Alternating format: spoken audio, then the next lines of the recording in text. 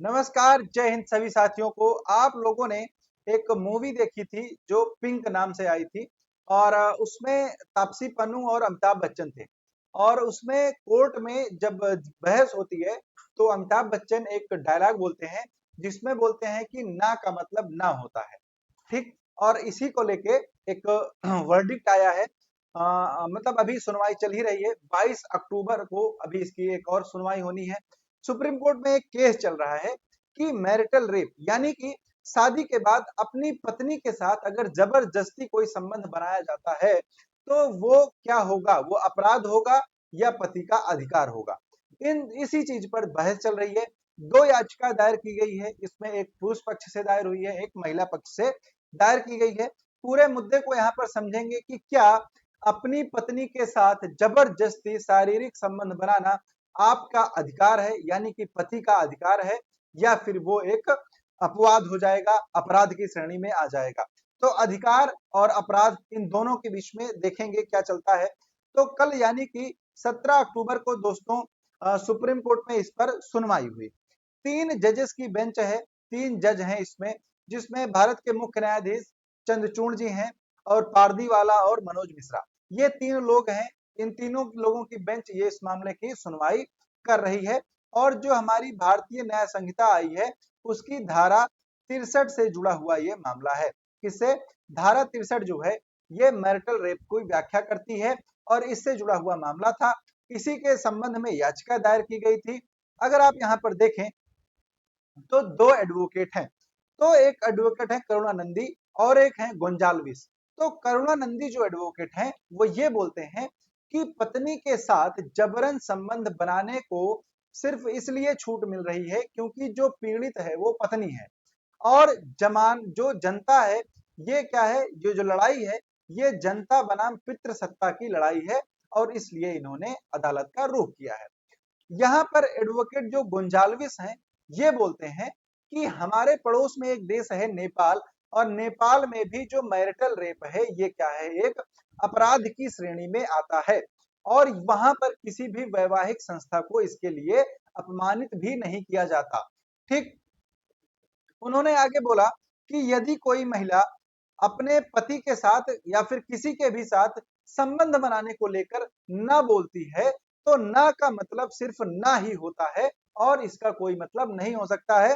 तो साक्षात अमिताभ बच्चन जी इनके अंदर आए थे उस टाइम पर। अब अगर हम बात करें तो मैरिटल रेप पर कानून क्या है, तो भारतीय न्याय संहिता की जो धारा 63 है वो किससे संबंधित है, वो संबंधित है रेप से यानी कि बलात्कार से। ठीक है। बलात्कार को यहाँ पर बताया गया है धारा 63 के अंतर्गत।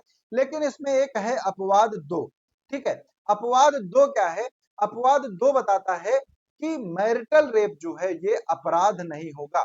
यानी कि अगर आप शादी के बाद अपनी पत्नी से रेप कर देते हैं, अपनी पत्नी का बलात्कार कर देते हैं तो आप अपराधी नहीं माने जाएंगे। ये किसमें बताया गया है? भारतीय न्याय संहिता की धारा 63 के अपवाद 2 में। ठीक। अगर इसमें देखिए अब यहाँ पर क्या है, यानी भारत में अगर पति अपनी पत्नी की सहमति या फिर उसकी असहमति दोनों कंडीशन में शारीरिक संबंध बनाता है तो उसको रेप नहीं माना जाता है। यह है मैरिटल रेप पर भारत में कानून। क्लियर? अभी ये मामला सुप्रीम कोर्ट गया क्यों? तो दो हाई कोर्ट के फैसले आए, एक दिल्ली हाई कोर्ट का और एक कर्नाटक हाई कोर्ट का। तो दिल्ली हाई कोर्ट में जो फैसला आया इसमें दो जजों की बेंच थी और दोनों जज अपना अलग अलग फैसला सुनाते हैं। एक एक फैसला सुनाते हैं मैरिटल रेप के पक्ष में और दूसरा सुनाते हैं उसके विपक्ष में। फिर कर्नाटक हाई कोर्ट में एक मामला आता है 2023 में। इसमें एक जस्टिस है, जस्टिस नाग प्रसन्ना। इन्होंने कहा कि तथ्यों के आधार पर इस तरह के यौन मामले दुष्कर्म के लिए पति को पूरी छूट नहीं दी जा सकती है। तो इन्होंने ऐसा बोला और इन्हीं दो के बेसिस पर क्या हुआ, मामला जो है कहां पहुंचा, सुप्रीम कोर्ट पर पहुंचा है। क्लियर? अब अगर आप देखें तो यहां पर जो भारत सरकार है, भारत सरकार भी क्या है, मैरिटल रेप को अपराध की श्रेणी से क्या कर रही है, बाहर रख रही है। ठीक है। भारत सरकार ने अपने हलफनामे में भी ये पेश किया था कि मैरिटल रेप जो है वो अपराध की श्रेणी में नहीं आएगा। क्लियर? लेकिन अगर आप यहाँ पर देखें तो बीएनएस की धारा 63 से अपवाद को हटाने के लिए 3 तर्क दिए गए हैं। क्लियर? 3 तर्क कौन-कौन से हैं? देखिए, पहला तर्क क्या है कि अनुच्छेद 21 में सभी को एक अधिकार मिला है जिसका नाम है गरिमामय जीवन। गरिमामय जीवन का मतलब है कि आप अपनी गरिमा के साथ अपना जीवन व्यतीत कीजिए और अगर किसी के साथ रेप किया जाता है, किसी के साथ जबरदस्ती की जाती है, तो वो सिंपल सा इतना है कि उसकी गरिमा के साथ क्या हुआ? खिलवाड़ किया गया। अब वो चाहे उसके पति के द्वारा किया गया हो या किसी अन्य व्यक्ति के द्वारा किया गया हो। ठीक है? तो यहाँ पर पहला जो तर्क है वो ये है कि यह जो समानता है, गरिमापूर्ण जीवन है, सेक्सुअल पर्सनल जीवन में स्वतंत्रता के अधिकारों के खिलाफ है। सेक्सुअल पर्सनल जीवन में स्वतंत्रता का मतलब होता है कि आप संबंध बनाने के लिए स्वतंत्र हैं क्योंकि शरीर आपका है, मन आपका है, आप जिसके साथ चाहें जो कर सकते हैं। तो यहाँ पर ये अपराध की श्रेणी में आना चाहिए क्योंकि पति के साथ अगर पत्नी का मन नहीं है कोई भी सेक्सुअल रिलेशनशिप की तो वो जबरदस्ती नहीं कर सकता है। क्लियर? दूसरा क्या है? मैरिटल रेप को अपराध नहीं मानना विवाहित और अविवाहित महिलाओं के बीच में डिफरेंस जो है वो बना देता है।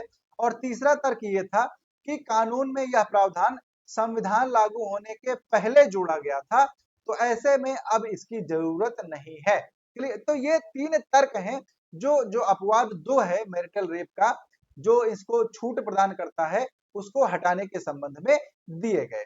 अगर आप देखें बाकी देशों में, तो बाकी देशों में देखें तो 1922 में जो यूएसएसआर था यानी कि सोवियत संघ था, उसने मैरिटल रेप को अपराध घोषित किया था। यानी कि हम क्या है काफी पीछे हैं। क्लियर? उसके बाद सोवियत संघ से अलग होने के बाद 1932 में पोलैंड ने मैरिटल रेप को अपराध घोषित किया। 1991 में ब्रिटेन में ये अपराध है। 1993 में यूएसए यानी कि संयुक्त राज्य अमेरिका में भी मैरिटल रेप को क्राइम घोषित किया गया है। उसके बाद 2019 तक की अगर बात करें तो विश्व के लगभग 150 देशों में, कितने? 150 देशों में क्या है? मैरिटल रेप जो है वो अपराध की श्रेणी में आता है। यानी कि हम क्या है बहुत ही पीछे चल रहे हैं दोस्त। यहां तक कि हमारा पड़ोसी देश जो नेपाल है, नेपाल में भी मैरिटल रेप क्या है? अपराध की श्रेणी में आता है। क्लियर? और यहां पर अगर आप देखेंगे तो भारत के साथ साथ 34 देश ऐसे हैं विश्व में जहां पर मैरिटल रेप अपराध की श्रेणी में नहीं आता है। तो ये कोई बात नहीं हुई दोस्त, सिर्फ इतना कहना है लास्ट में कि ना का मतलब ना होता है। सुप्रीम कोर्ट को ये बात समझनी चाहिए और भारत सरकार को भी ये चीज अच्छे से समझनी चाहिए। किसी के भी मन के विरुद्ध जाकर आप उसके साथ ऐसे काम नहीं कर सकते हैं जो उसकी गरिमा में जीवन के खिलाफ हो। तो कमेंट में अपनी राय जरूर बताइएगा कि क्या मैरिटल रेप को अपराध घोषित किया जाना चाहिए या फिर नहीं घोषित किया जाना चाहिए। अपनी राय कमेंट में जरूर दें। मिलते हैं अगले सेशन में आप लोगों से, तब तक के लिए आप सभी लोगों को प्यार भरा नमस्कार। जय हिंद, जय भारत।